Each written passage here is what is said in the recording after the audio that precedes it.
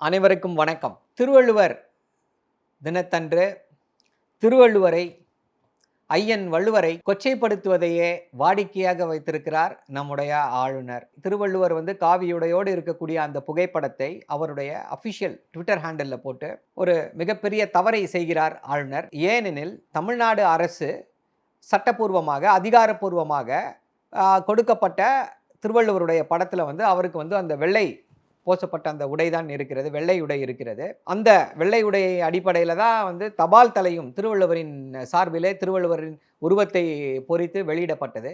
இப்பொழுது ஆளுநர், நம்ம எல்லாருக்குமே தெரியும், அந்த சாஃப்ரன் என்று சொல்லக்கூடிய அந்த காவியுடை எந்த ஐடியாலஜியை எந்த சித்தாந்தத்தை அது சொல்கிறது என்பது நாம் எல்லோருமே நன்றாக அறிந்திருக்கிறோம், நன்றாக அறிவோம். எதற்காக இதை செய்ய வேண்டும்?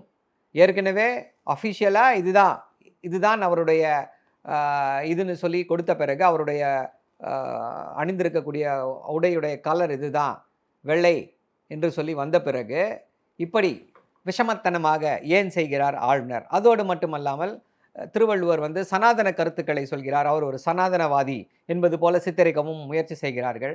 ஐயா, பிறப்புக்கும் எல்லா உயிர்க்கும் சொல்லியிருக்கிறார் ஐயன் வள்ளுவர். பிறப்பால் எல்லாரும் சமம், நீங்கள் செய்யக்கூடிய தொழிலை வைத்துதான் உங்களுக்கு பெருமையும் சிறுமையும் என்று தெளிவாக சொல்லியிருக்கிறார். தெய்வத்தால் ஆகாதெனும் முயற்சி தன்மை வருத்த கூலி தரும் என்று சொல்லியிருக்கிறாரே, இது எந்த மதத்தை தூக்கி பிடிக்கக்கூடிய திருக்குறள்? இல்லை இது எந்த சனாதனத்திலே இதை சொல்லியிருக்கிறார்கள்? எப்படி இவரை சனாதனவாதி என்று சொல்ல முடியும்? அறிவு மட்டும்தான் மனிதனை உயர்த்தும் என்று திருக்குறள் முழுக வியாபித்திருக்கிறதே. இதை எந்த இவர்கள் சொல்லக்கூடிய வேதங்களோ இவர்கள் சொல்லக்கூடிய உபனிஷதுகளோ எது இதை சொல்லியிருக்கிறது? பிறப்பால் இது 4 வர்ணங்களை நான் படைத்தேன், தலையிலிருந்து பிறந்தால் பிராமணம், காலிலிருந்து பிறந்தால் சூத்திரன் என்று சொல்லி ஜாதியை தூக்கி பிடிக்கக்கூடிய சனாதனம் எங்கே?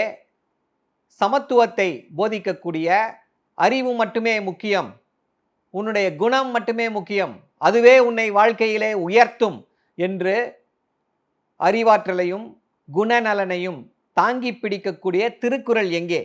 எப்படி இவை இரண்டையுமே ஒன்றாக்கி, இதில் என்ன கொடுமை என்றால், ஏன் இதை செய்கிறார்கள் என்றால், பாஜகவை பொறுத்தவரை, இந்த ஆர்எஸ்எஸ் சித்தாந்தத்தை பொறுத்தவரை அவர்கள்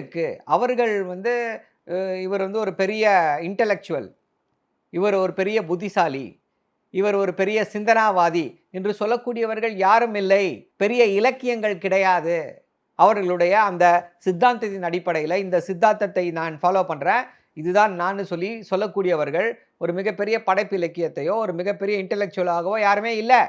அதனால் என்ன பண்ணுறாங்க? மற்ற இடத்துல இருக்கவர்களையெல்லாம் அபகரிக்க முயற்சி செய்கிறார்கள். சர்தார் வல்லபாய் பட்டேல் அவர் ஏதோ அவர்தான் ஆர்எஸ்எஸ் உடைய பிதாமகர் போல ஒரு மிகப்பெரிய ஒரு மாய தோற்றத்தை உருவாக்க முயற்சி செய்கிறார்கள். ஆர்எஸ்எஸ்ஸை தடை செய்ய வேண்டும் என்று சொன்னவர் அவர். அதே போல இப்போ திருவள்ளுவர் சனாதன கொள்கைகளை சமட்டியால் அடித்தவர்.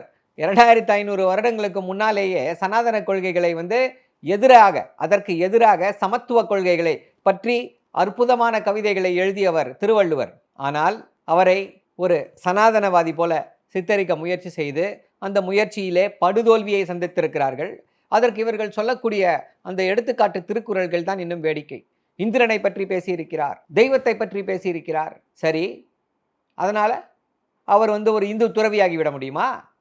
இந்து என்ற வார்த்தையே ஆங்கிலேயருக்கு பின்னால் தானே வந்தது. அதற்கு முன்னால் இந்து என்ற வார்த்தை எங்கே இருந்தது?